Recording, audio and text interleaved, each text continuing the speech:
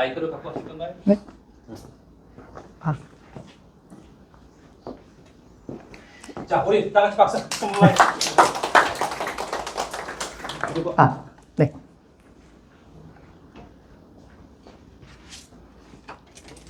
네, 안녕하십니까. 저는 수학게임 학원의 마전 검단 본원에서 고등부 팀장을 하다가 여기 이제 신검단 캠퍼스에 지금 개강에 맞춰가지고 이쪽 고등부 팀장으로 오게 된 이문구라고 합니다. 네.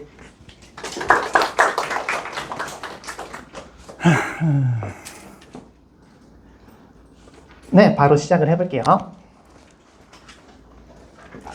오늘 그래서 제가 수학 시험 분석을 매년 하고 있는데 오늘 하게 될 순서는 일단 원단고, 이음고, 아라고 수학 시험 분석을 잠깐 해볼 거고, 그 다음에 총평과 그리고 하늘고 수학 시험은 말씀하신 대로 좀 간략하게 볼 거고, 그 다음에 마지막으로 제가 속보가 하나 떠서 속보를 전해드리려고 하고 있습니다. 자, 바로 시작하겠습니다.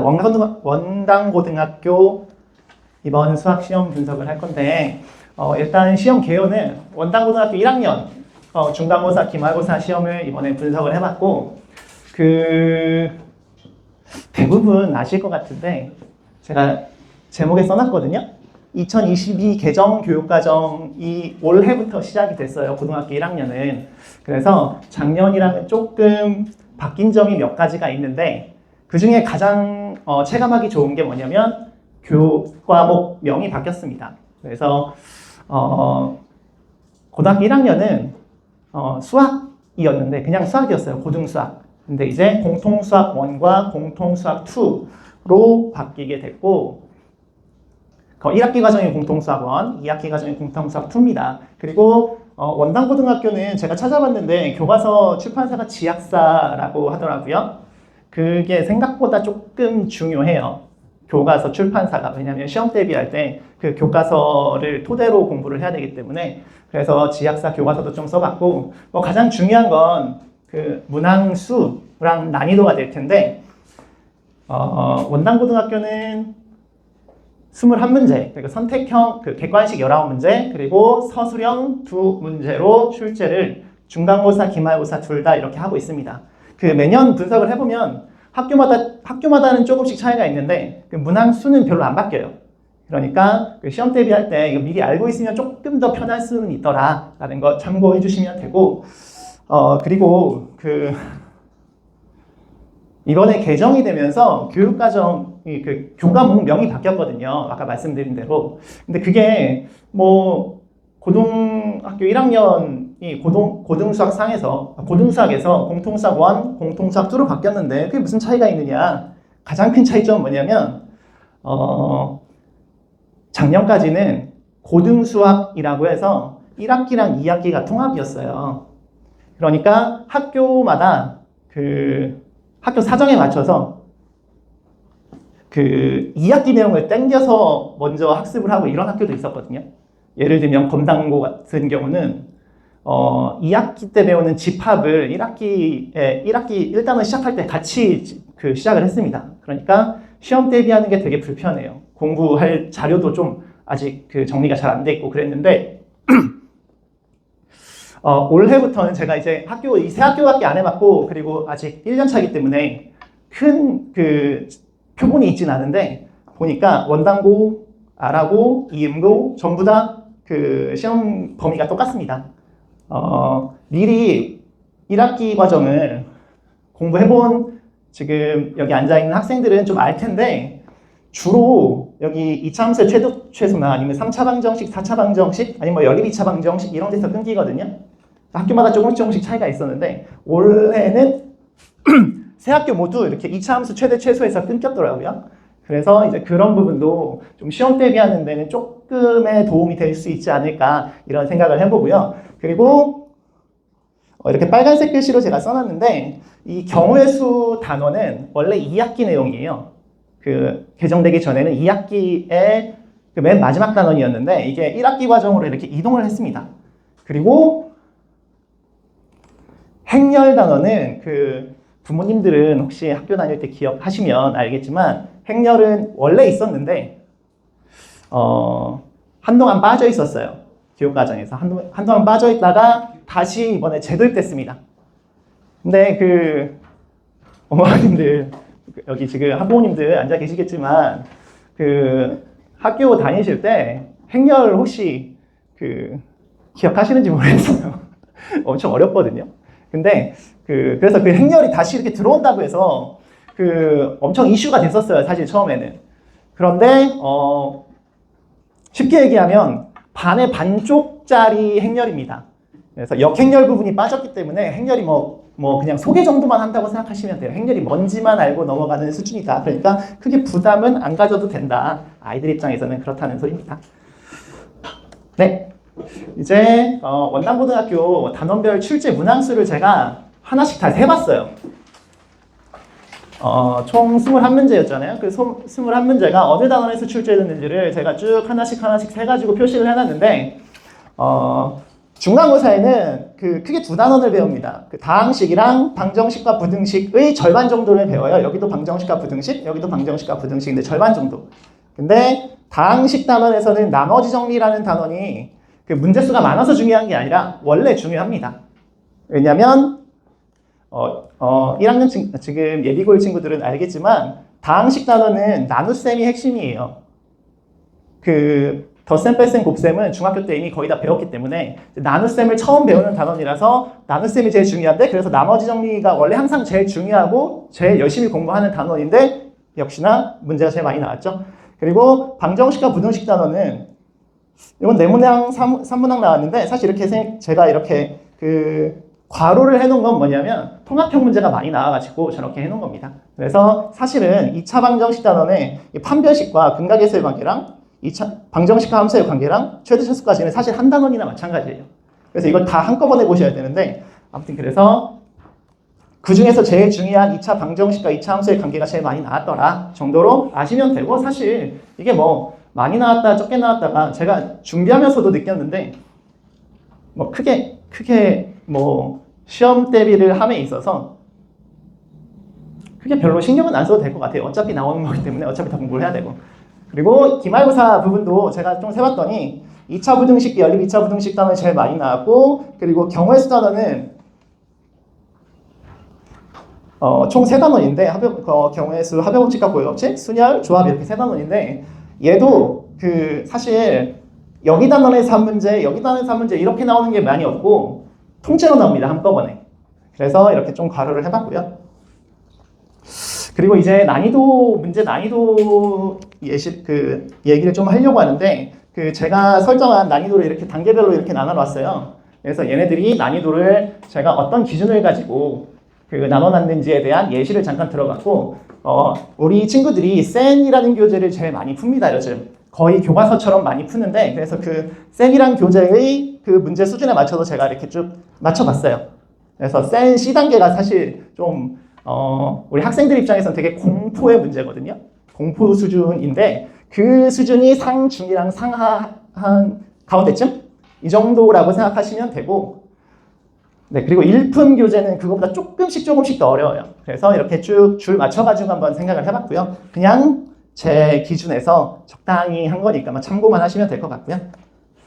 네, 그래서 아까 제가 그 중간고사에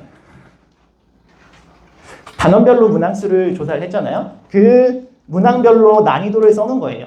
문항 개수만큼. 그래서 보니까 중하랑 중이라고 써있는 난이도는 사실 뭐 학교만 빠지지 않고 잘 다녔다면 그리고 시험 대비를 열심히 했다면 누구나 다 맞출 수 있다고 저는 생각합니다. 아이들 생각은 좀 다르겠지만 그래서 그 녀석들은 당연히 별로 문제 시험의 난이도를 좀 결정하지는 않고 나머지 중상, 상하, 상중 이렇게 주로 나눠놨는데 네, 걔네들이 지금 중요한 거라서 참고로 얘기 드리면 작년에 말씀드렸었는데 중상 수준이 중상이라고 제가 써놓은 그 문제 난이도가 얘 있잖아요. 얘가 중학교 시험을 기준으로 하면 한 번의 시험에서 가장 어려운 문제 수준입니다. 중학교 시험에서는. 그러니까 애초에 중학교 시험엔 이런 게 안 나와요. 이런 수준이. 그러니까 지금 좀 재학생 친구들이 체감하기는 좀 쉽지 않습니다. 지금 얘가 어떤 난이도인지는. 자, 아무튼 그래서 그런 녀석들이 중학교 시험에 등장도 안 하던 녀석들이 이렇게 슉슉슉 이렇게 나와 있다. 큰일 났죠. 네. 그리고 얘는 좀 종합을 해놓은 건데 총 21문항이었잖아요. 그 중에서 제가 이제 상중, 상하, 중상을 변별력 문제라고 써놨는데 사실은 좀 공부 좀 한다. 반에서 제가 좀 공부 좀 합니다. 수학은 우리 반에서 제가 제일 잘하는 것 같아요. 하는 친구들은 중상까지는 안 틀려요. 그래서 실제 난이도를 결정하는 건 상중이랑 상하다. 상위권에서 난이도를 결정하는 상중이랑 상하인데 한 7문제 정도 이렇게 되어 있잖아요. 근데 제가 그 다른 학교도 많이 그 분석을 해보면 대략적으로 이 시험이 되게 어렵지 않고 되게 쉽지도 않았다. 보통 평범하다 하면 2개 합쳐서 한 5문제, 4문제, 5문제 이 정도 나옵니다. 그러니까 요 원당고는 사실 살짝 어려운 수준이었던 거예요. 작년보단 근데 좀 더 쉬워진 것 같아요. 제가 봤을 땐. 네, 그리고 이제 기말고사인데 기말고사도 이렇게 단원별로 쭉 조사를 해봤고 네. 특징이 뭐냐? 행렬 단원이 새로 들어온 단원이잖아요. 새로 도입이 된 단원인데 뭐 2문제 나왔는데 둘 다 엄청 쉽게 나왔더라 정도를 좀 특징으로 짚고 싶습니다. 그리고 총 21문제 중에서 이번에는 상중 문제가 하나가 늘었고 상하는 조금 줄었는데 대신 중상 문제가 좀 늘었습니다. 그래서 다 합치면 9문제이긴 하고 이거 2개 합치면 4문제. 그래서 중간고사 때보다는 조금 더 쉽지 않나 라는 생각인데 그렇게 큰 차이는 없더라 정도로 아시면 될 것 같고 그리고 평균적으로 보면 다른 학교랑 비교했을 때는 그 이 세 학교 원당고랑 이음고랑 아라고랑을 비교했을 때는 원당고가 가장 어렵다고 느껴집니다. 제 기준에서는. 네, 이거는 이번 원당고 시험에 이번 며칠 전에 본 시험이거든요. 킬러문항이라고 가장 어려운 문제를 제가 뽑아봤습니다. 아까 요 2개 중에 하나예요. 아, 참고로 여기 최상 난이도도 하나 제가 써놨는데 어차피 아라고랑 원당고, 이음고 이번에는 없거든요. 근데 가끔 그런 문제가 나오더라고요. 아무도 못 맞추는 문제들이 가끔 한 번씩 나와서 그냥 잠깐 넣어봤고 자, 그래서 이제 원당고등학교 킬러문항을 한번 쭉 보려고 하는데 그냥 뭐 지금 공부하는 시간이 아니니까 이런 문제가 고등학교 때는 이런 정도까지 공부를 해야지 이제 시험을 잘 봤구나 라는 생각을 할 수 있다는 걸 좀 소개해 드리려고 잠깐 넣어봤고요. 경우의 수 단원 문제인데 아까 잠깐 말씀드렸고 그 경우의 수 단원은 그 총 3단원이 있어요. 중단원이. 근데 그 중단원 3개를 통합형으로 내는 게 일반적이고 애초에 따로따로 내는 게 거의 불가능하다고 생각하시면 돼요. 자, 한 번만 그냥 어떤 상황인지만 한번 읽어볼게요. 7개의 공이 있는데 0, 1, 2, 3, 4, 5 이렇게 2개입니다. 그래서 총 7개 공 중에서 5개의 공을 선택해서 다음 조건을, 이 2가지 조건을 만족시키도록 일렬로 배열할 때 만들 수 있는 자연수의 개수가 몇 개입니까? 같은 숫자의 공은 서로 구분하지 않는다. 그래서 이 2개는 그냥 똑같은 공이라고 생각한다. 이런 상황이신 거고 5자리 자연수가 되도록 배열하고 같은 숫자 공끼리는 서로 붙어있지 않도록 배열한다. 자, 전혀 감이 안 오죠? 저도 감이 안 왔습니다, 처음에. 그리고 답을 보니까 924, 925, 926, 997, 928. 큰일 났죠? 이건 뭐 하나라도 빼먹으면 그냥 바로 오답인 거예요. 네. 어떻게 풀까? 한참 생각했거든요, 저도 물론. 풀이를 되게 간단하게 쓴 것처럼 생각되는데 사실 이게 그 정리를 하니까 이렇게 좀 짧아지는 경우의 수는 항상 그렇습니다. 정리를 하면 좀 짧아지는데 사실 그 과정이 엄청 많아요. 그래서 좀 몇 가지 단계로 제가 구분을 해놨는데 첫 번째는 뭐냐?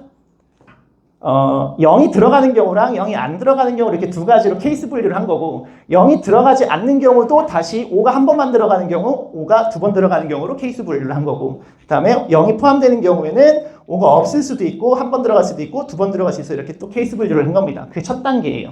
케이스 분류를 해서 그리고 이제 그러니까 이제 하나, 둘, 셋, 넷, 5개의 상황을 다 따로따로 풀어야 돼요. 그러니까 문제를 5문제를 풀게 되는 거고. 그래서 뭐 얘는 좀 쉬워서. 근데 얘가 지금 이 식이 그냥 간략하게 제가 한 줄로 써놨는데 이게 생각보다 이걸 식을 세우는 게 어렵습니다.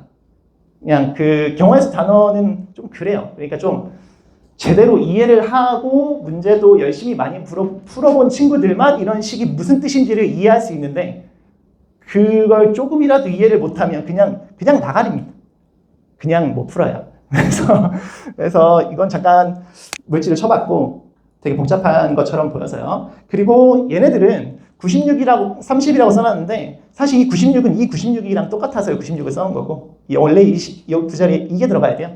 이게 왜 들어가는지를 알아야 되는데 그게 아이들이 찾기는 그 시험 시간에 짧은 시간 동안 찾기는 거의 불가능하다. 물론 밑에도 그렇습니다.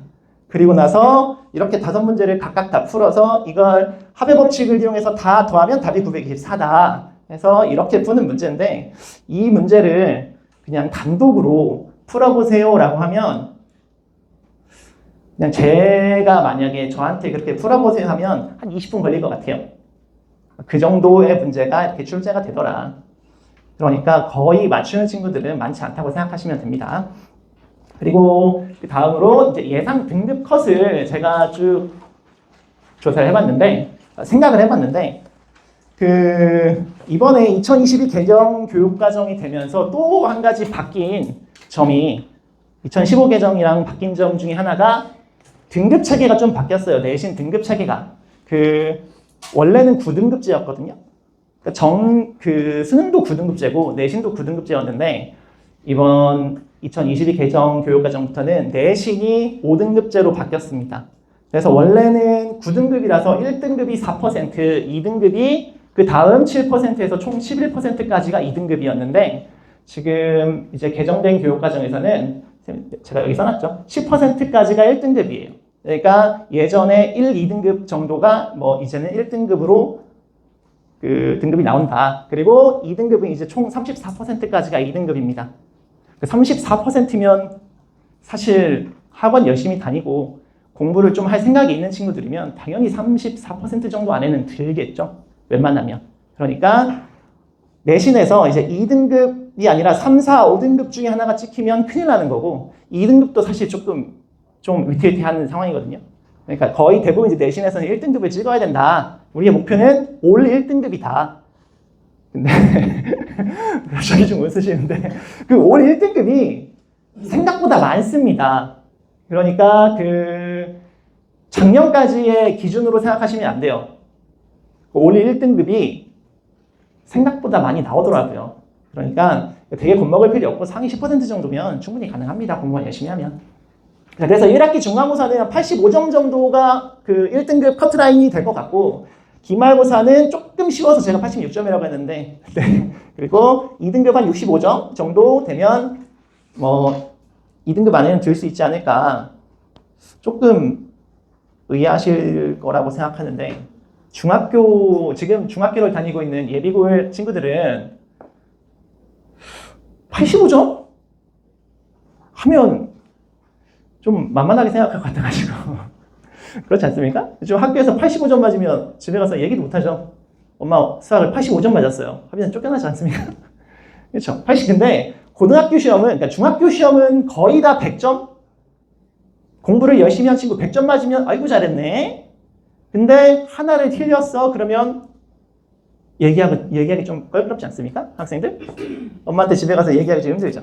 하나 틀렸어 하면 엄마가 별로 표정이 안 좋을 것 같아가지고 얘기하기 힘들 텐데 고등학교 시험은 애초에 100점을 안 만드는 게 그 학교 입장에서 이득이에요. 그래가지고 애초에 정규에 100점이 없도록 설계하는 게 기본입니다. 그리고 뭐 여기 오늘 그 발표 내용에는 안 담았는데 그 문제들이 21문제가 있으면 21문제 배점이 다 달라요. 소수점까지 해가지고 다 달라요. 왜냐면 동점자를 최대한 만들지 않기 위해서. 동점자가 나오면 이제 학교 입장에서 또 손해거든요. 그러니까 전교 1등이 3년 내내 전교 1등 했으면 좋겠어. 이게 학교의 목표입니다. 그래가지고 1등이 항상 그 동점이 안 나오게 해서 계속 1등을 만들면 공동 1등이 나오면 손해예요. 학교 입장에서. 그래서 100점이 없이 그리고 전부 다 소수점까지 나눠가지고 차등을 둔다. 그래서 100점이 나오는 시험이면 한 명이 아니라 여러 명 나올 가능성이 높죠. 그래서 100점을 안 만듭니다. 근데 중학교 시험은 애초에 목적이 공부 열심히 했구나, 그래, 아이고 잘하고 있다라는 그런 무슨 칭찬해주기 위한 목적인 것 같아요, 제가 봤을 때. 근데 고등학교 시험은 그런 칭찬의 목적이 아니라 애들 줄 세워서 대학을 누구는 서울대 보내고 누구는 연고대 보내고 이런 게 목표이기 때문에 목표 자체가 달라서, 목적 자체가 달라서 고등학교 시험은 85점 맞으면 엄청 잘하는 겁니다. 네, 그런 점을 좀 아셨으면 좋을 것 같고, 네, 다음으로 이제 이음고등학교 시험 분석을 좀 해볼게요. 자, 이음고등학교도 똑같이 근데 교과서 출판사가 바뀌었죠. 기상교육입니다. 그리고 또 바뀐 부분이 뭐냐면 문항수가 한 문제가 늘었네요. 근데 또 다른 차이점을 느끼셨는지 모르겠는데 선택형은 똑같았거든요. 근데 아까는 원당고는 서술형이었고 여기는 서답형입니다. 그러니까 서술형과 서답형의 차이는 뭐냐? 서술형은 말 그대로 이제 논술형이에요. 풀이 과정을 다 써야 되고, 근데 서답형은 서술형이랑 단답형을 합쳐놓은 건데, 예를 들면 뭐 백석고 같은 경우에는 7문제가 나오거든요, 매년. 서답형 문제가 7문제인데 그 중에 5개는 단답형, 2개는 서술형, 뭐 이런 식입니다. 그래서 그거 합쳐서 서답형 이렇게 부르는데, 여기 이음고등학교 시험 문제는 서답형 3문제 해놓고 전부 다 단답형이더라고요. 네, 그런 특징이 있더라. 근데 나중에 어떻게 바뀔지 모르죠. 서답형이라고 했기 때문에 뭐 서술형이 나와도 뭐라고 할 수 없을 것 같아요. 자, 그리고 아까 처음에 말씀드렸다시피 그 시험 범위는 완전히 똑같아서 사실 시험 범위가 똑같으면 제가 편하죠. 학원이 편합니다. 시험 대비해주기가. 자, 그리고 자세히 보시면 눈치채실지도 모르는데 그 출판사가 바뀌었잖아요. 근데 단원이 살짝 달라요. 뭐 큰 틀은 안 바뀌는데 단원 이름이 조금 바뀌거나 아니면 뭐 대단원을 아까는 여기 단원 뭐가 바뀌었을까 여기는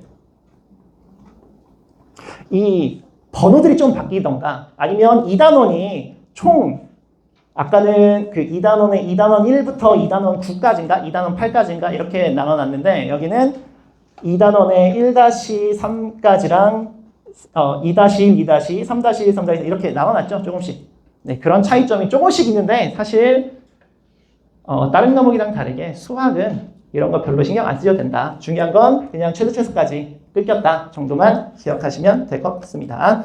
그리고 이번에도 단원별로 출제 문항수를 쭉 정리를 해봤는데 여전히 중간고사 때 아까 말씀드렸다시피 나머지 정리 문제가 가장 많이 나왔죠. 제일 중요하니까 가장 많이 낼 수밖에 없습니다. 근데 복소수 연산 문제가 좀 많이 나왔어요. 얘들은 조금이라고 생각하시는데 아까 말씀드렸죠? 합쳐서 생각해야 됩니다. 얘들은. 자, 그리고 기말고사의 특징이 조금 두드러지는데 좀 이따 좀 보겠지만 얘는 교육과정이 아니에요. 교육과정이 아닌데 문제를 냈습니다. 뭐 그럴 수 있죠. 학교 선생님 마음이니까. 그런데 그런 문제는 가끔 등장하긴 하는데 대부분 교과서에 없는 과정에 문제를 냈다는 건 틀리게 하겠다는 뜻이에요. 가장 어려운 문제고 그래서 한 문항이지만 가장 중요한 문제가 될 거고요. 좀 이따 한번 볼게요. 어떤 문제인지. 그리고 또 두드러진 특징이 뭐냐면 행렬 단원은 아까 제가 반쪽짜리 행렬도 아니고 반의 반쪽짜리라고 했거든요. 근데 문제를 6문제를 냈더라고요. 이 행렬 단원에서 낼 게 없거든요. 행렬 단원에서 낼 게 없어요. 그 역행렬이라는 부분이 빠져가지고 그 덧셈 뺄셈 정도밖에 그리고 곱셈 기본적인 곱셈 정도밖에 안 되는데 문제를 6문제를 내가 제가 깜짝 놀랐습니다. 여기서 느껴야 되는 건 뭐냐? 학원에서 아무리 행렬 어차피 쉽게 나올 거야. 별로 내용이 없어. 하지만 시험에 이렇게 뒤통수를 칠 수 있다는 거. 그러니까 어떤 단원도 쉽게 넘어갈 수 있는 단원은 없다는 걸 좀 느끼셔야 됩니다. 여러분, 학생들이요. 네. 그리고 단원별로 이번에도 난이도 조사를 해봤는데 이제 중간고사에서는 사실 골고루 내려고 했던 것 같아요. 단원별로 조금 어려운 문제를 섞어서 내야겠구나 라고 생각한 것 같고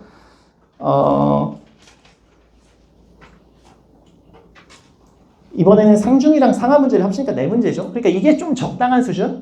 아니면 조금 쉽다고 느낄 수도 있는 수준? 이런 수준의 그 시험이 되고 그리고 한번 볼까요? 상하 문제 3문제잖아요. 근데 하나, 둘, 셋, 3개네. 근데 상중 문제 하나잖아요. 근데 상중 이렇게 2개, 3개죠. 이게 잘못한 게 아니라 한 문제가 요 단원 그 3개 걸쳐 있다는 뜻이에요. 그래서 3개를 더 넣어본 거고 다 넣어본 거고. 그래서 이거 다 세면 21문제, 22문제 넘을 수 있습니다. 근데 그래서 그 전체 22문항이 어떻게 분배되는지는 여기에 이렇게 따로 써놓은 거고요. 하지만 뭐 크게 어렵진 않은 시험이었다. 중간고사는. 그리고 기말고사를 보니까 방금 행렬 단원 6문제 나왔다 그랬는데 2개는 쉽고 2개는 뭐 중간 수준, 그리고 2개는 좀 어렵게 나왔습니다. 그러니까 행렬을 어렵게 낸다는 생각 자체가 조금 이 학교는 제가 예상을 못했어요. 네. 그리고 이번에도 보니까 난이도가 상중 문제 하나, 상하 문제 4개 뭐 이렇게 냈죠. 그러니까 여기는 뭐 비슷하다. 중간고사나 기말고사나 비슷하게 시험을 출제를 했더라.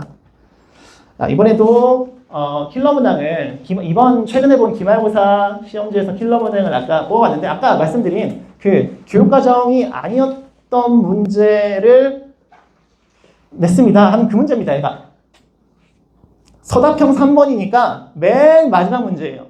객관식 다 나오고 서답형 나오는데 그 중에서 맨 마지막 문제입니다. 그러니까 이 문제를 풀 때쯤에는 애들이 이미 시험이 끝나 있어요. 이 문제를 읽는 순간에는. 그러니까 어차피 못 풉니다. 그래서 뭐 이따 다시 한번 뭐 좀 얘기 드릴 기회가 있을지 모르겠는데 어차피 고등학교 시험은 중학교 때랑은 달라서 어차피 시간 싸움이에요. 그래서 어떻게 하면 빨리빨리 쉬운 문제를 빨리 풀고 어려운 문제도 좀 더 빨리 풀어서 끝까지 문제를 제대로 풀 수 있는 시간을 확보하느냐, 이런 문제를 풀 수 있는 시간을 얼마나 확보하느냐 싸움입니다. 그래서 그런 부분을 유의해서 앞으로 공부를 하셔야 되고 우리 여러분들은. 그리고 이 문제 한번 풀어볼게요. 한번 읽어볼게요. 자, x제곱의 개수가 마이너스 10인 방정식 이렇게 나와서 이게 3차 방정식이거든요. 그러니까 그냥 보기에는 3차 방정식이 시험 범위에 들어가니까 3차 방정식 문제야 하고 문제를 낸 거예요, 학교에서는. 근데 이런 방정식에 대해서 정수 x의 값의 합을 구하세요. 자, A, B, C는 정수고 A랑 B랑 C는 이런 크기 순서대로, 그리고 6.5점이죠. 그럼 이걸 풀려고 저도 잘 생각을 해봤습니다. 근데 이건 3차 방정식으로 푸는 문제가 아니고 3차 방정식은 굳이 3차 방정식에 대한 요소를 찾자면 x제곱의 개수가 마이너스 10이니까 이걸 전개를 했을 때 2차항의 개수를 찾으세요. 뭐 이 정도 수준인데 그 다음부터는 이 얘기죠.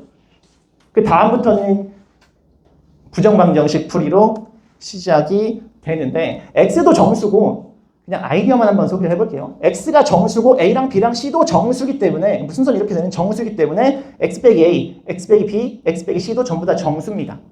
그래서 3개를 곱해서 마이너스 3개를 곱해서 어디지? 네, 3개를 곱해서 10이라고 했잖아요. 얘도 정수고 얘도 정수고 얘도 정수라고. 정수 3개를 곱해서 10인 건 이제 몇 개 안 되죠. 이게 부정방정식 풀입니다. 이게 부정방정식이에요.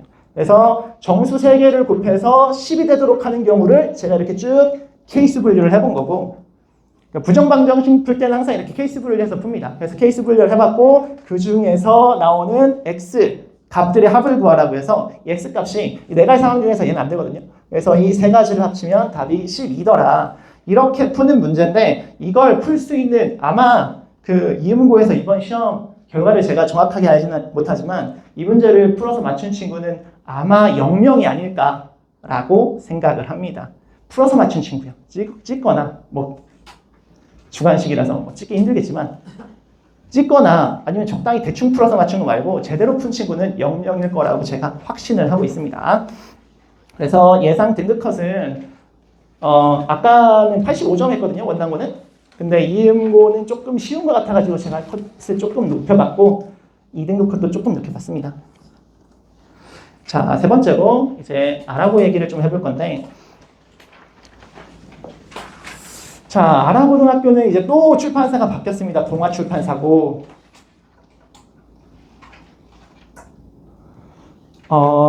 주목할 만한 부분은 뭐냐면 문항수가 24문제라서 선택형 21문제, 단답형 3문제 이렇게 써 있는데 제가 이제 학원에서 아이들 가르친 게 10년, 12년쯤 됐거든요. 학생일 때도 물론 생각했지만 선생님이 돼서도 느끼는 게 뭐냐, 50분 동안 24문제를 푼다? 불가능하다고 생각해요. 수학 문제를 어떻게 50분 동안 24문제를 어떻게 풉니까? 한 문제를 평생 푸는 게 수학인데. 그래서 문항수가 이렇게 아까 다른 학교는 뭐 원당고는 21문제였죠. 19문제랑 서술형 2문제에서. 21문제, 24문제 돼서 이렇게 한 문제 차이가 엄청 커요. 사실은 시간 배분이 어차피 결국은 시간 싸움이라서. 그래서 24문제라는 것 자체가 난이도다 정도를 조금 느끼시면 될 것 같고요. 그리고 뭐 시험 범위는 똑같습니다. 옆에 학교랑. 그리고 난이도 단원별로 출제 문항수를 이렇게 쭉 세봤고, 네, 특별한 게 별로 없네요. 여기도 기말고사 때 경우의 수 단원은 또 통합형으로 이렇게 많이 냅니다. 그리고 아까 원당고도 그랬는데 2차 방정식과 2차 함수의 관계랑 2차 함수의 최대값을 이렇게 섞어서 많이 내요. 그리고 2차 함수 단원에서는 어차피 이게 핵심이거든요. 그래서 얘네들이 뭐 어쩔 수 없이 많이 나올 수밖에 없다. 생각보다 나머지 정리 문제는 많이 안 나왔네요. 네.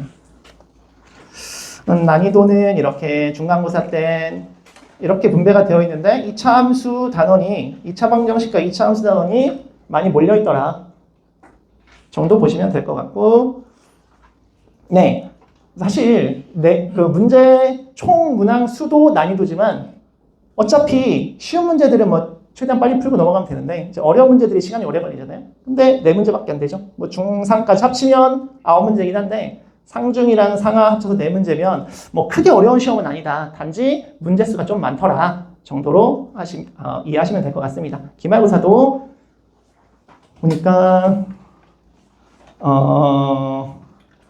경우의 수는 조금 어렵게, 생각보다는 어렵게 안 냈고 행렬은 또 쉽게 냈죠.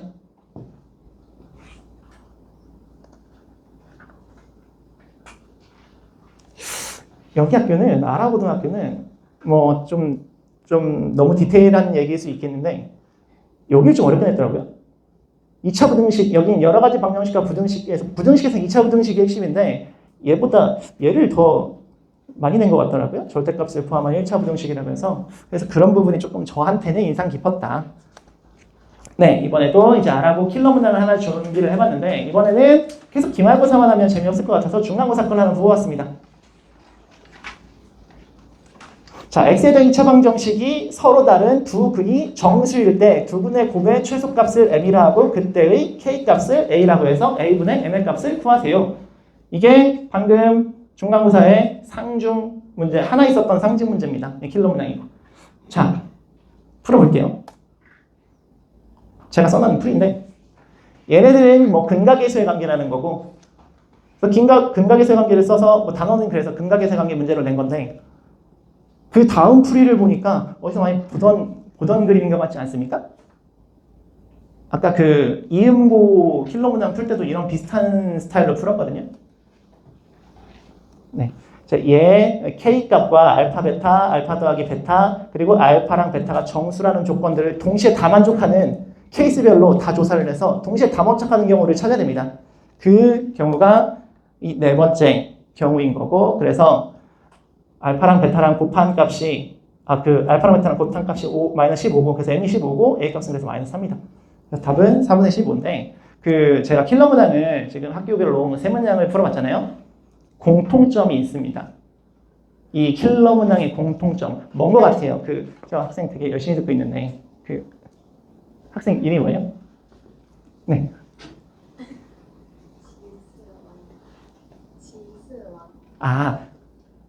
공통점이 뭔 것 같아요? 혹시 공통점 눈치채신 분 계십니까? 공통점? 킬러 문항이라고 부르는 가장 어려운 문제들의 가장 큰 특징이 뭐냐면, 네? 가장 큰 특징이 뭐냐면 얘예요, 얘. 풀이가 엄청 길다고 느끼는데 그 뜯어서 보면 똑같은 과정을 여러 번 풀고 있습니다. 그래서 어떤 일이 발생하는지를 상황별로 이렇게 쪼개야 돼요. 전부 다 아까 케이스 분류라고 제가 아까 부정방정식도 케이스 분류, 그리고 아까 그 경우의 수 문제도 케이스 분류 이렇게 해놨거든요. 가장 중요한 특징 중에 하나가 케이스 분류입니다. 그러니까 그냥 시험 그 참고서나 아니면 교과서나, 물론 교과서는 좀 어려운 문제가 좀 적긴 해서 그냥 문제만 많이 푼다고 해서 이런 킬러 문항을 맞출 수 있을 확률은 조금 적고, 문제를 풀 때 항상 문제 계획을 세워야 돼요. 처음에 어떻게 풀지, 어떤 단어를 이용해서 뭘 이용해서 풀지, 그리고 그렇게 푸는 과정 속에서 발생할 수 있는 모든 상황을 다 체크를 해야 됩니다. 그게 케이스 분류고, 그게 어려운 거고, 수능에서 똑같이 이렇게 나와요. 수능에 30번이 가장 어려운 문제인데, 그 어려운 문제도 그게 왜 어렵냐, 이렇게 케이스 분류를 해야 돼서 어렵습니다. 풀이도 그래서 엄청 길어지고. 네, 그런 이야기를 한번 드리고 싶었고, 그럼 이런 문제까지 다 풀면 100점인데 어차피 못 푼다. 어차피 100점 못 맞는다. 근데 100점 못 맞아도 85점 정도만 맞아도 1등급 맞을 수 있다. 그렇다고 뭐 85점까지만 공부하세요, 뭐 이런 뜻은 아닙니다. 자, 예상 등급부터 잠깐 써봤는데 88점, 67점, 66점 이 정도로 써봤고, 뭐 큰 의미는 없을 것 같고요. 예상 등급 컷은. 이 세 학교 중에서는 뭐 원당고가 조금 더 난이도가 있더라 정도만 뭐 아시면 될 것 같습니다. 3, 4, 5등급은 제가 그냥 점점점 써놨는데 3, 4, 5등급은 우리 고려사항이 아니에요. 그러니까 그냥 없는 등급이라고 생각하시면 되고, 사실 작년까지는 그 시험 대비할 때 이 분석을 제가 분석해드리는데, 작년까지는 그 9등급제였잖아요. 그래서 1등급, 2등급, 그리고 이제 3등급부터 그 외의 등급이라고 했는데, 그래도 올해는 2등급까지 이렇게 해줬습니다.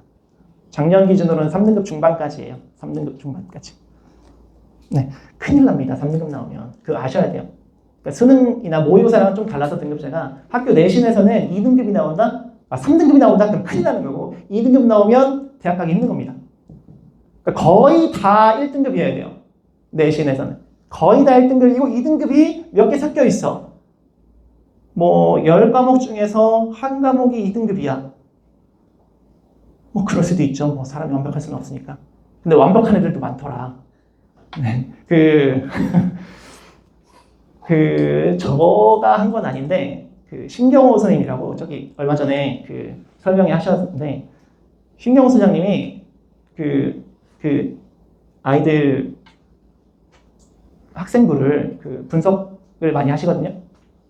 근데 올해 바뀐 거 기준으로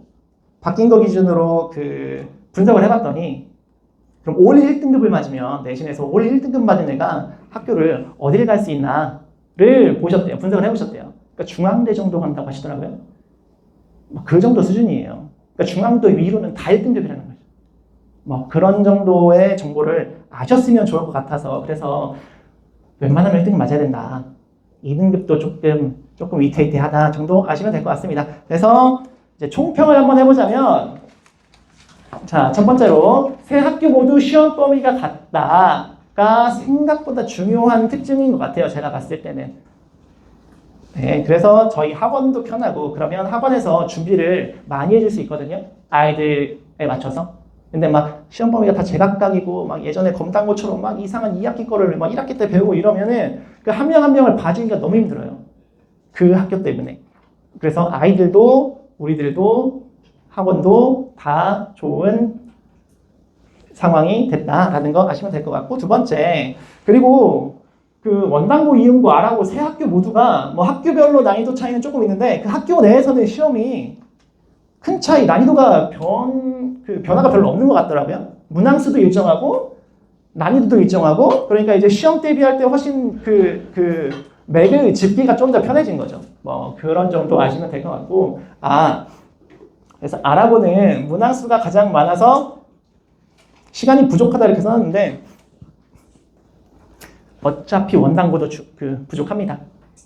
이응고도 부족하고, 수학시험은 어차피 시간이 부족해요. 그리고 원당고는 21문제니까 그럼 난 이제 원당고를 가서 21문제를 다 풀어야지가 아니라, 원당고는 마지막에 서술형 2개였다는 걸 좀 기억하셔야 돼요. 서술형 문제 푸는 건 뭐 답은 구해도 중간에 풀이 과정을 쓰는 그 시간이 또 엄청 오래 걸립니다. 그래가지고 뭐 아라고든 원당고든 이음고든 다 비슷비슷하다 정도로 아시면 될 것 같고, 그리고 제가 중간중간에 조금씩 말씀을 드렸는데 단원 통합형 문제를 많이 출제하더라. 근데 이 단원 통합형 문제는 왜 내느냐? 틀리라고 내는 거죠. 그래서 요 단원이랑 요 단원을 섞으면 난이도가 올라가게 됩니다. 그래서 아까 빨간색으로 썼던 상중 상하 문제들이 주로 단원 통합형 문제인 거고, 아까 뭐 경우의 수 단원처럼 자기 단원 내의 중단원끼리 단원 통합형도 나오지만, 제가 얘는 안 들었는데 어디 학교인지 제가 기억을 못 하겠네요. 이번에 최근에 본 기말고사 시험인데 고1 시험이잖아요. 중학교 2학년 때 배우는 도형이랑 섞어서 냈어요. 뭐 그런 경우도 많습니다. 그러니까 그런 문제를 많이 출제를 하더라. 뭘 느껴야 되느냐? 아, 시험 기간에만 열심히 하면 안 되는구나. 아, 중학교 때 것도 열심히 했어야 되는구나. 아, 중학교 때 열심히 안 했는데 그럼 지금부터라도 꾸준히 열심히 해야겠구나. 그래야지 단원통합형 문제 풀 수 있습니다. 학기별로도 섞고 말씀드렸다시피 중학교 거랑도 섞어요. 그렇기 때문에 매번 매년 그리고 매 시험마다 꾸준히 열심히 공부를 한 친구들이 나중에 그게 섞여 있을 때도 충분히 합쳐서 풀어낼 수 있더라. 그런 힘이 길러진다라는 걸 아시면 될 것 같고요. 그 마지막으로는 이제 센 C단계를 우리 학생들은 풀어봤을지 모르겠는데 한 절반 이상 정도를 맞추면 충분히 1등급은 가능할 것 같다라는 게 제 평가고, 뭐 절대적인 건 당연히 아닙니다. 근데 제가 경험으로 봤을 때 그 정도면 1등급은 가능할 것 같고, 당연히 C단계 정도를 다 맞추면 전교 1등 정도는 할 수 있지 않을까. 근데 C단계를 다 맞추는 게 거의 사실 불가능하긴 해요. 풀어보시면 아시겠지만. 자, 그리고 보너스로 하늘고등학교 것도 한번 풀어봤는데, 네, 하늘고등학교도 엄청 유명한 학교더라고요. 사실 저는 잘 몰랐는데, 하늘고가 뭐 전국에서 좀 알아주는 학교라고 뉴스에서 많이 접했습니다. 근데 보니까 얘는 시험이 중간고사과만 풀어봤어요. 기말고사는 아직 그 시험지가 없어서 25문제라는 것 자체가 난이도라 그랬죠. 그래서 25문제, 아 문제가 많네. 서술형은 없네. 근데 생각보다 상중 상합조 때 5문제밖에 안 되네. 별거 없네. 라고 생각할 수 있는데 요 상중 문제가 엄청 어렵더라고요. 이게 하나가 엄청 어렵고, 그리고 올해는 사실 실제로 쉬워진 게 맞습니다. 하늘고가. 작년 것도 풀어봤는데 작년 건 이거보다 훨씬 더 어려웠어요. 그러니까 연호 숫자들도 막 1, 2 정도씩은 더 추가가 되고, 근데 그 하늘고랑 포스코고, 인천국제고, 그다음 뭐 인천외고, 그다음 뭐 그런 학교들 4-5개 정도를 같이 풀어봤었거든요. 작년에 분석할 때는 하늘고랑 같이. 근데 작년 하늘고가 이거보다 좀 더 어려웠다 그랬잖아요. 그 작년에 하늘고가 그 학교들 중에서 제일 쉬웠습니다. 네, 포스코고가 엄청 어렵더라고요. 그래서 포스코고 거는 올해는 안 풀어봤는데 포스코고가 너무 어려워요. 문제가. 그 문제가 한 21문제, 22문제 정도 되는데 그 변별력 문제가 15문제 정도가 변별력 문제로 이렇게 나오는 뭐 그 정도 수준이라서 엄청 어렵더라고요. 근데 하늘고는 조금 쉬워진 게 맞더라. 하지만 문항수가 많기 때문에 문제 하나하나는 조금 어렵지 않아도 그 시간적인 여유가 없었을 거다 정도. 하지만 커트라인은 다른 학교보다 훨씬 제가 예상인데 이 정도 될 것 같다고 하더라고요. 그래서 이렇게 써봤고, 어려워도 잘하는 친구들은 진짜 엄청 잘합니다. 자, 그래서 하늘고 문제도 한번 제가 킬러 문항을 하나 조사를 해봤어요. 준비를. 자, 20번이거든요. 얘는 그래서 객관식 마지막 문제입니다.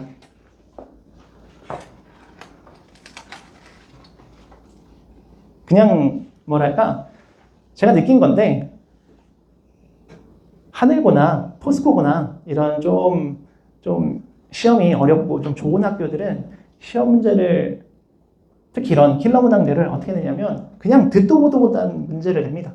그냥 처음 보는 문제예요. 어차피 애들도 처음 봤을 거고 저도 뭐 이런 문제는 거의 안 풀어봤고, 이걸 어떻게 풀어야 될까에 대한 고민을 시험 시간에 해야 돼요. 그게 압박인 거죠. 한 문제 풀 때 막 20분 걸릴 건데 그걸 어떻게 시험 시간에 그 시간이 째깍째깍 가고 있는 상황에서 이걸 어떻게 풀어야 할까를 생각하는 것 자체가 거의 불가능하다고 보시면 되고 아마 하늘고에서도 이 문제를 제대로 푼 친구가 얼마나 될까라는 생각은 사실 제가 겪어보지 않았기 때문에 하늘고를 잘 모르겠지만 많지 않았을 거라고 생각합니다. 자, 그래서 풀이를 제가 이렇게 써봤는데 아까 그 다른 학교들 킬러 문항들도 아니 절반 정도는 되거든요. 아까는. 근데 그것도 제가 엄청 줄여서 쓴 거예요. 그 중간 과정을 다 줄여서 제일 요약해서 쓴 건데 얘도 진짜 요약해서 쓴 거거든요. 풀이가 엄청 길더라. 그리고 그 긴 풀이 중에서도 지금 맨 처음에 어떻게 문제 풀이를 시작해 나갈까에 대한 아이디어 자체가 애들이 떠올리기가 쉽지 않을 거라고 생각을 합니다. 그래가지고 이 문제는 킬러 문항인 것 같고요. 뭐 그 다음 근데 이런 아이디어만 잘 떠올릴 수 있으면 그 다음부터는 그냥 쭉 계산이에요. 계산이라서 물론 계산을 틀리지 않아야겠지만 네, 그래서 이 아이디어를 잘 떠올려서 문제를 풀었어야 된다. 하지만 못 풀었을 거다. 라는 얘기고요. 그 마지막으로 제가 속보 하나를 좀 전해드리려고 하는데 요즘 뉴스에 속보가 많이 뜨더라고요. 그 막 누가 아닙니다. 누가 막 가셨대요. 아무튼 속보가 많이 뜬 이거를 그 PPT를 만들다가 보니까 뉴스를 보니까 이렇게 속보가 이렇게 뜨더라고요. 그래서 이렇게 저도 속보를 하나 만들어봤습니다. 어떤 속보냐? 아라고 이번에 기말고사 19번이 전원 정답이 됐대요. 19번이면 그 객관식 중에 거의 마지막 부분이거든요. 그러니까 뒤로 갈수록 어려워지기 때문에 어려운 문제에 속하는 문제입니다. 이게 왜 전원 정답이 됐을까를 궁금해서 제가 문제를 또 풀어보지 않았겠습니까? 자, 그래서 문제를 풀어봤더니 자. x에 대한 연립부등식이 이렇게 나왔대요. 이 연립부등식 만족시키는 자연수의 개수가 4개가 되게 하는 모든 정수 a 값을 다 더하시고 그리고 정수 b의 최소값을 m이라고 했을 때 그 두 개를 더해보세요. 그래서 아무리 풀어봐도 답이 없습니다. 이 문제는 답이 없어요. 정답이 왜 없나 제가 또 생각을 해봤겠죠. 내가 틀렸나? 그래서 저는 사실 막 다른 선생님들한테 물어봤습니다. 이 문제 풀고. 이게 왜 안 풀리죠? 답이 없죠? 제가 이상한가요? 물어봤더니 그 아라고 1학년 다니는 학생을 가르치는 선생님이 알려주셨어요. 문제가 오류래요. 그래서 이게 문제가 제가 이게 문제 오류라는 소리를 듣기 전에 이 문제 정답이 왜 없네? 이게 정답이 왜 없지? 분명히 문제가 틀렸을 거야. 그럼 문제를 뭘 잘못냈을까를 생각을 해봤습니다. 그리고 문제를 뭘 잘못냈는지에 대한 생각 그냥 제 의견이에요. 이제부터는 이게 연립부등식이 아니라 그냥 부등식이면 됩니다. 그냥 각각의 부등식이고 각각을 풀어서 조건을 만족하게 하면 답이 18이 나와요. 근데 이걸 학교 선생님이 문제를 제대로 다시 검수를 안 해보고 내신 것 같아요. 그래서 문제 오류라서 전원 정답이 됐더라. 자, 이 얘기를 왜 속보로 지금 제가 전해드리고 있냐면 이게 뭐 어제 오늘 얘기가 아닙니다. 이건 지금 제가 매년 이제 시험 분석을 하면서 그 애들 시험 보고 나서 이제 애들이 시험 문제를 학원에 가져오거든요. 선생님, 이런 시험이었습니다.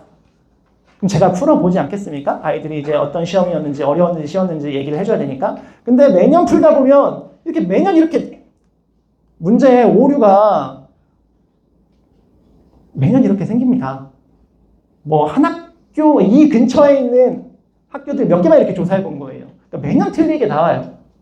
이 얘기가 그래서 해마다 발생하는 고질병이라고 제가 써놨는데 이게 왜 중요하냐?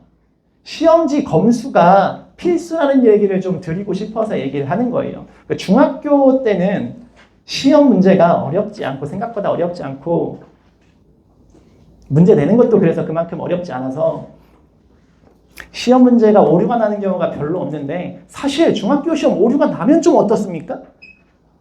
그냥 다 정답 처리하고 다 100점 맞았어 잘했어 하면 되지. 근데 고등학교 시험은 그게 아니죠. 고등학교 시험은 다 전원 정답 처리를 했어. 아까 근데 이런 문제들은 특히 이렇게 오류가 나는 문제들은 어려운 문제가 많아요. 뒷부분 문제가. 어려운 문제가 많아서 그 문제를 전부 다 정답 처리하면 학교 시험의 변별력이 떨어지는 경우가 많이 생기고 그러면 이제 학교 입장에서 손해라 그랬죠. 아이들도 손해, 학교도 손해, 전부 다 손해입니다. 그래서 시험지 검수가 우리 아이들 입장에서는 필수인데 그게 왜 그러냐? 얼마 전에 그 작년인가 재작년에 했던 얘기인데 제가 이제 문제를 풀어봤어요. 애들 시험지 문제를. 근데 그 중간고사 문제를 기말고사 때 풀었었나? 뭐 이랬습니다. 뭐 좀 제가 뭐 다른 거에 바빴었나 봐요. 근데 기말고사 때 중간고사 문제 풀어보니까 문제가 틀렸네. 오류가 있네. 그래서 이거 어떻게 됐니? 애들한테 물어보니까 뭐 없더라고요. 뭐 그런 경우가 있어요. 가끔 그냥 넘어갔대. 애들은 모르고 있어요. 그게 문제가 틀린지도 모르고 있고. 그런 경우가 있습니다. 이 얘기를 왜 드렸느냐? 만약에 그 시험지를 시험 보자마자 저한테 가져와서 선생님 이거 시험지 오늘 이렇게 봤습니다. 시험지를 주고 가면 제가 이제 그걸 풀어보겠죠? 근데 학교 시험은 시험 보고 나서 그 시험 점수 정정 기간이라는 게 있어요. 근데 예를 들어서 아까 그 19번 문제를 내가 틀렸네. 채점을 해보니까. 그런데 이게 문제가 오류네? 근데 그걸 모르고 그냥 학교에서는 모른 척하고 아이들은 실제로 몰랐고 그냥 넘어가 버리면 5점 따이는 거잖아요. 근데 그걸 시험지를 가져와서 선생님이 풀어보세요. 오류네! 그래서 실제로 전화를 합니다. 제가 원장님한테 말씀드리면 원장님이 학교에 전화를 해요. 전화를 해서 이 문제가 좀 이상한데요? 문제가 이거 잘못 내신 거 아닙니까? 어떻게 하실 겁니까? 이렇게 하면 이제 학교에서 뭐 조사해보고 연락 준대요. 그리고 그렇게 문제가 오류로 결정이 돼서 전원 정답 처리해주는 경우도 종종 있습니다. 그러니까 아이들 입장에서는 틀린 문제인데 5점, 6점 정도를 공짜로 자기 점수를 올려서 점수를 받을 수 있는 기회가 될 수도 있다는 거예요. 이게 바람직한 경우는 아니지만. 그리고 반대로 어떤 경우가 있냐면 문제가 틀렸는데 우리 애가 맞았네? 그러면 얘기를 안 하는 거죠. 그러면 굳이 얘기해봤자 이제 손해잖아요. 다른 친구들 점수가 올라가면 이제 그런 경우도 반대로 그런 경우도 발생할 때도 있고 그래가지고 시험지를 검수하는 게 최대한 빨리 검수하는 게 필수라고 저는 생각을 해요. 이걸 매년 제가 찾은 건 방금 전에 보여드린 얘가 제가 찾은 것만 이만큼이고 아마 제가 못 찾은 것도 많이 있지 않겠습니까? 그래서 저희는 최대한 시험지를 아이들한테 빨리 받아서 검수를 빨리 해서 아이들이 불이익이 발생하지 않도록 해야 되지 않겠냐라는 마음가짐으로 쭉 시험지를 최대한 빨리 걷어서 풀이를 하고 있고요. 그게 제가 사실 전문이라고 써긴 했는데 조금 부끄럽긴 하네요. 이게 전문이 아니라 제가 항상 시험지를 보아서 타이핑을 많이 하기 때문에 타이핑하고 문제 풀어보는 걸 많이 하기 때문에 그냥 제가 제일 많이 발견을 하게 되더라고요. 다른 선생님들이 이제 시험 대비, 다른 학교도 시험 대비 해주고 이러느라 바쁘시니까. 그래서 저한테 가져오면 제가 최대한 빠르고 정확하게 풀이를 해준다라는 얘기를 드리고 싶었고 그래서 우리 아이의 소중한 점수를 지켜드리겠다라는 말씀을 잠깐 드려봤습니다. 마지막으로 제가 제일 좋아하는 격언인데요. 기하학에는 왕도가 없다라는 말이 수학에서는 꽤 유명한 말입니다. 유클리드라는 학자가 기원전 3, 4세기쯤에 했던 이야기고 이 이야기를 왜 했느냐? 이 말을 왜 했느냐? 유클리드라는 사람이 고대 이집트의 왕의 기하학 선생님이었어요. 스승. 근데 그 왕을 이제 과외를 맨날 가르쳤겠죠? 근데 가르치다 보니까 이제 왕이 우리 아이들이나 왕이나 뭐가 다르겠습니까? 그래서 수학 너무 어렵네. 선생님, 유클리드 선생님, 수학 너무 어려워요. 기하학 너무 어려워요. 쉬운 방법 없습니까? 좀 쉽게 하는 방법 좀 없어요? 라고 물어봤더니 유클리드 선생님이 하신 말씀입니다. 기하학에는 왕도가 없습니다. 왕이 가는 길이라는 특별하고 쉬운 길 같은 건 없어요. 열심히 조용히 하시고 열심히 공부나 하세요. 라는 뜻으로 하신 말씀이죠. 여기 앉아 계신 학부모님들과 학생들에게 하고 싶은 말입니다. 수학에는 왕도가 없습니다. 제가 지금 1시간 정도를 막 떠들어 봤는데 사실은 지금 제가 시험 분석한 내용들은 아무리 좋게 얘기해도 잔기술입니다. 잔기술. 몰라도 돼요. 사실 이런 내용들 몰라도 됩니다. 우리는 진짜 실력을 키워야 되고 그래서 기하, 수학에는 왕도가 없기 때문에 우리는 항상 정도를 걸어야 돼요. 알겠죠? 그러니까 공부를 꾸준히 열심히 그리고 시키는 대로 그리고 요령 피우지 말고 하시는 게 가장 중요하다. 그리고 나서 최선을 다해서 공부한 이후에 제가 오늘 했던 이야기들이나 이런 것들이 의미가 생기는 거지. 뭐 공부도 안 한 상태에서 뭐 시험이 쉬웠느니 어려웠느니 이런 얘기는 할 필요가 없다라는 이야기를 마지막으로 드리고 싶었고요. 그리고 오늘 저를 학생들도 그렇고 어머님들도 그렇고 저를 처음 보셨을 거고 저도 물론 처음 뵙고 근데 이렇게 제가 떠드는 이야기를 잘 들어주셔서 감사하고 이만 마무리하겠습니다. 감사합니다.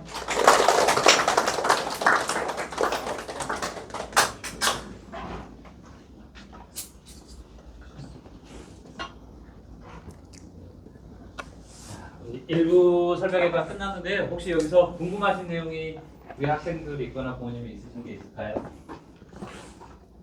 생각을 아직 크게 안 해보셨으면 2부 설명회 들으시면서 이따 마지막에 저한테 질문하셔도 됩니다.